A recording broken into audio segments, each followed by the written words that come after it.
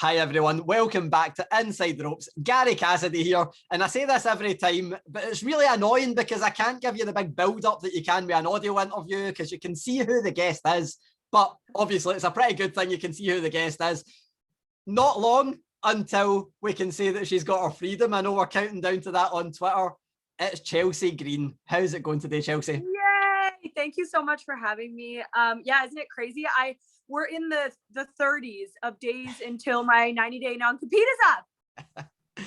Yeah, absolutely. And we're going to speak about an array of matters. I know that's the word that you said. I can't believe I'm using that word on a recent podcast. So hopefully anybody that's checked that out, and they definitely should be, that's Green with Envy. You should be checking that out. But hopefully we'll get into an array of matters here. I'm glad I said it as well that you weren't fired, because I know you mentioned it. Just in case your dad's listening, we say released. That is definitely a thing. There you go. But we are approaching the end of the 90 days. I know that you're not going to give me the scoop on where you're going, so I'm not even going to ask that. That's the kind of thing everybody's going to ask. What I am going to ask, though, is obviously you've been keeping busy. You know, you've started a podcast for a start. You've been doing, I think we're on about episode 5 of that. It's 4 or 5, I think. So it's quite a long way to go. You've been having conversations with Playboy. So obviously, you know, that's something that's happening in the background. I assume you've been speaking to wrestling companies, which will remain nameless. How else have you been spending your time? Because obviously you seem to have a limitless amount of time. What have you been doing in the 60 or so days that have passed? Well, actually, it's funny you ask. I actually have a bathing suit on right now that is PBR, Pabst Blue Ribbon, the beer, because we are filming some stuff right now. So I just took a little break from shooting to come chat with you. So it's been so crazy busy, and I'm really surprised. I wouldn't be surprised. I think you're going to be much busier in around 30 something days as well. Right? Like it's just been crazy busy, and I'm getting ready for the craziness that is, you know, whatever I do after the last month. Yeah, most definitely. And I thank you for your time, because I know time is money, and if you're filming for Pabst Blue Ribbon, I'm a bit of a nobody here in Inside the Ropes. Definitely appreciates your time. But we're going to try and, I know you've done a few interviews. We won't cover too much old ground, but one thing I want to ask about, you have gone by many names. You almost went by another name, apparently, in Victorious. When Chelsea Green returns to wrestling in 30 days, is it Chelsea Green we're going to be seeing? Is it Laurel Van Ness? Is it Victorious? Or is it something else? I think it's, you know, it's going to be Chelsea Green, but I think the character that you see is going to be an evolution and a combination of all of them. Excellent. I think I'm going to work towards combining them. Yeah, that's one thing I was going to ask, because we know you so well as, you know, I'm a big Impact fan, so I know you as, you know, the hot mess and as Laurel Van Ness. But it seemed like in WWE you were being more of yourself. Obviously, you're comfortable playing a character, though. Will we see more of the larger-than-life character? Will you be more Chelsea Green, you know, the aspiring Playboy model? I definitely prefer to be a character. I think, like, normal is boring in everything. Normal is so boring. So I want to be a character, but I think we have to slowly and gradually get into that instead of forcing the audience to love the new hot mess. You know what I mean? Like, I don't want to force anybody into that. And I don't want to take everybody back to 3 years ago when I was that hot mess. Like, we have to move on. We have to find a new hot mess and a way to get into it and a way to do it that works for the time now. So that's, I think, going to be a fun thing that I'll be playing with in whatever company I end up at. We're just going to kind of play with, like, what does that look like? Yeah. I've only got a couple of questions about the past before we go to the future. But one thing for me that I feel like it's the biggest missed opportunity. I got the chance to ask Deonna Purrazzo about this, but VXT, you know, you guys, her kind of feeling was that you guys done a few enhancement matches and were so good that they're like, we'll just keep bringing them back for enhancement matches. You know, we don't need to actually let them do their own thing. Obviously, the other members of VXT are doing pretty well right now, it should be said. Yeah. Just a waiting game for Chelsea Green to be out and doing her own thing as well. How much of a missed opportunity was that for you? How big a hope did you have that VXT was going to be, you know, the big thing? Was it anything that you thought was ever going to come to fruition in WWE? If you if I had pitched VXT now, I wouldn't have had my whole heart behind it, because I realized that, you know, maybe 1% of the things that you pitch are used. But at the time, I truly thought like, oh, this is it. Like, once we sat down and we discussed what VXT looked like, what we sounded like, what we performed like, all that, and we were all really on the same page, I was like, this is money. Like, this is going to be the female Shield. And when it didn't happen, I was just like, how could it have not happened? This is such money for them. But now, of course, like I'm not as naive. I'm more like privy to the way that this business works, and I wouldn't be as surprised anymore, because it's just how it is. It's the right place, the right time, the right person that you pitch it to. Definitely. And the one other thing in terms of pitches that I want to ask about, I know that you've mentioned a lot of them in previous interviews, but the one for me that I was seeing online that I'm like, my God, I'd love to see this. It was the Mickie James stuff, because Mickie James, like, obviously a veteran, she's been about for so long. It seemed like that could have been a real passing of the torch kind of rivalry. You could have done so much before it even got to a rivalry. How close was that to coming to fruition? And just what are your thoughts on Mickie James? I mean, she's an absolute legend, like inside and outside of the ring, and not just like wrestling, but like her personality. She's so friggin' cool. And when we found out we were going to do that, her and I were, oh my gosh, we were so excited. And, you know, Trish knew about it. And I just think like, oh, talk about missed opportunity. That is like the meeting of all the worlds, you know, an older wrestler, a newer wrestler, Impact, WWE. Like, it would have been so perfect for the fans and such a treat that you would have been so, you know, shocked by. So it's so upsetting. And I know that there's still, with her being released as well, there's still a possibility in a future for that storyline. We just have to figure out where, you know, and if that's something that she still wants. Yeah, that's the one silver lining, because I mean, both of you would be free to do that elsewhere. So hopefully, you know, a little personal part of me, I really hope we see that happening. Me too. Yeah. So obviously we mentioned your podcast, Green with Envy. I've just finished up the last episode of it. I've been listening along, absolutely loving it. But the last episode, thank you. No worries at all. I can't wait to hear what's coming up from it. But you know what? You done a little snippet I heard on an interview with the Metro saying that you wanted to work with Playboy. Annoyingly, the podcast came out yesterday and I was like, right, I need to scrap all my questions, but I get to listen to the podcast about Playboy. That obviously a lot of stuff you've done with them in the past in terms of the casting call and stuff like that.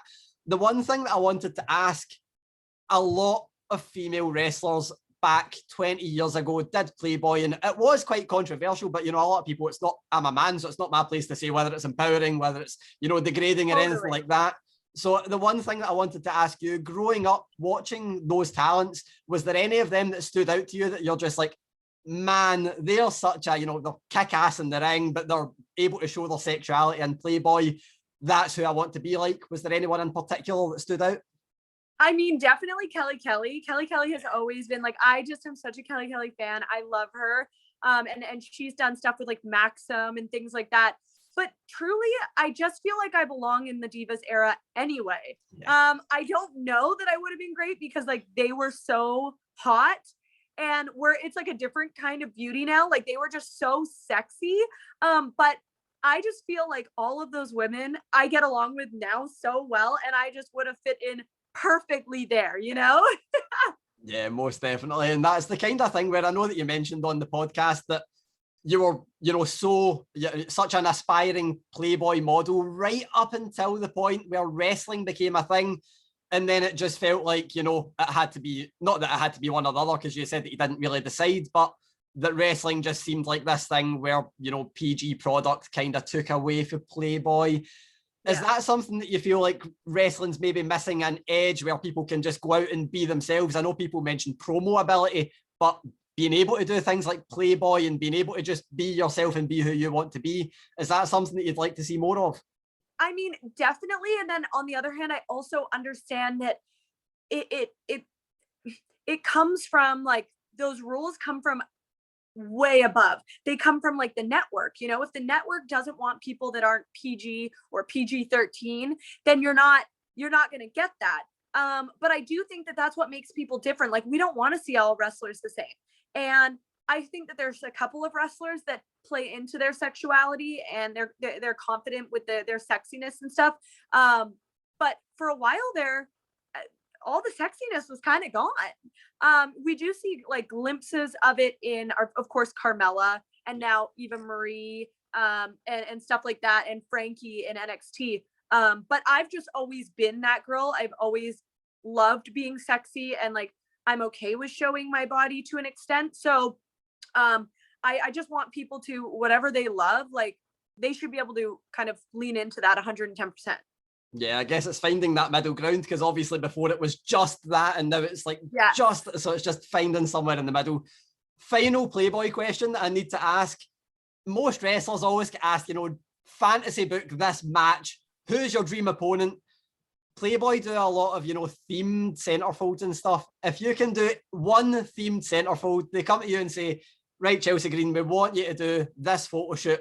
You can choose the theme. What's the one theme you're choosing? I would do like a Christina Aguilera dirty style photo shoot. And there, in one of the scenes, there's like a wrestling or a boxing ring. Yeah. And I actually think it only has 3 ropes, so it is a wrestling ring. Like stuff like that, like grungy and gritty, and like, yeah, I'd like that Christina Aguilera style. Most definitely. And before we move on to the last couple of questions about Chelsea Green, I feel like I need to ask you about something else that's happened in wrestling this week. Something absolutely massive that took the wrestling world by storm. Okay. It's not the releases. It's a man you know very well, Matt Cardona. My God, that for me is like one of the best things I've seen in wrestling all year. I absolutely loved it. So Nick Gage is the person I need to ask about, because we see it a lot with John Moxley. Renee Young is very, let's just say, our Twitter's pretty interesting when John Moxley is bleeding and, you know, that's going on. Your tweet responding to it was great about the toy room.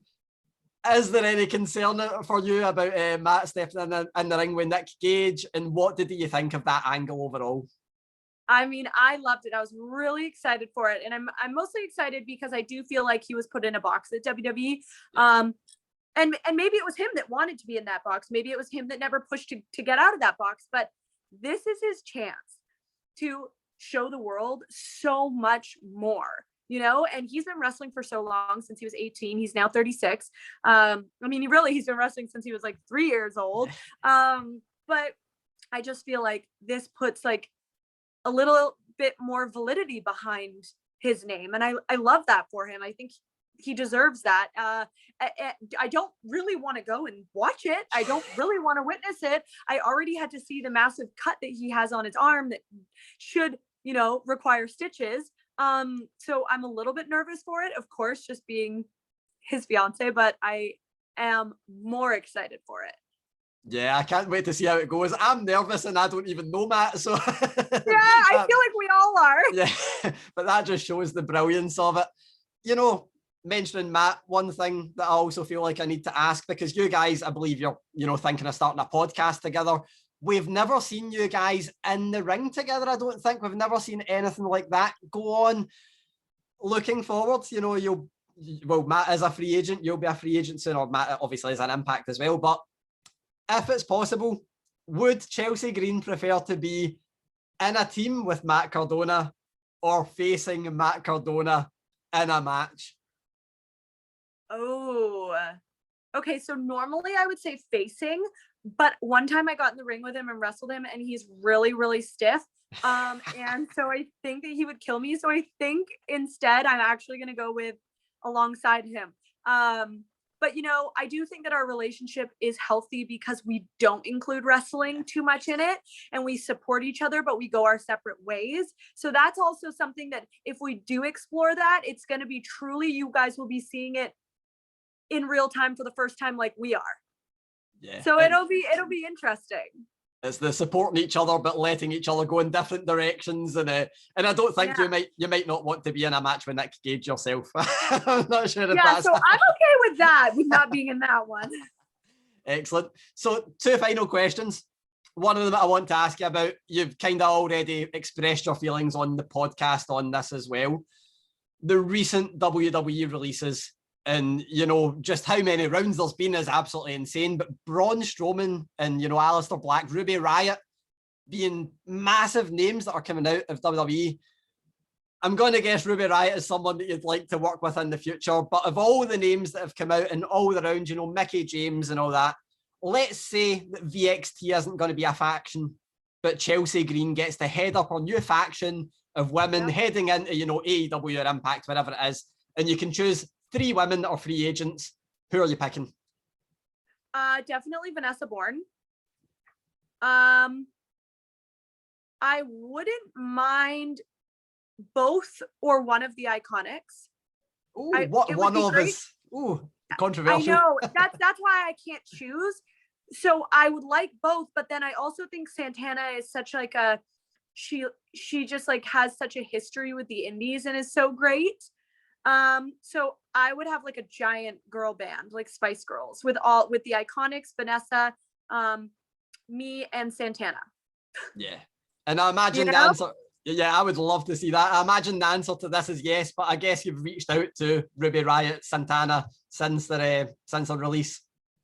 Yeah, I didn't reach out to Ruby Riott. I have to do that, but I wanted to let her kind of relax. Like I really got bombarded with messages. Santana called me that day. So I didn't check on her after she called me that day and told me she was released. I didn't check on her for like a week. I like to just give people a little bit of time. And then when it matters, like when they're starting to think about their future, then I'm like, okay, you know, this is the way I can help you, or if you need help. And it's the same thing that I did with Vanessa Bourne as well. Yeah. And final question, I did say it, I know you're not going to give me a name of a promotion, so we're writing that off, but looking to the future, what can we expect from Chelsea Green once she's a free agent? Definitely a lot of surprises. I think you're going to see me pop up in places that you didn't actually even think I was going to pop up at or imagine I'd pop up at. And expect, I think expect less wrestling and more branching out and trying new things. Can't wait to see what you do. Thank you so much. Thank you.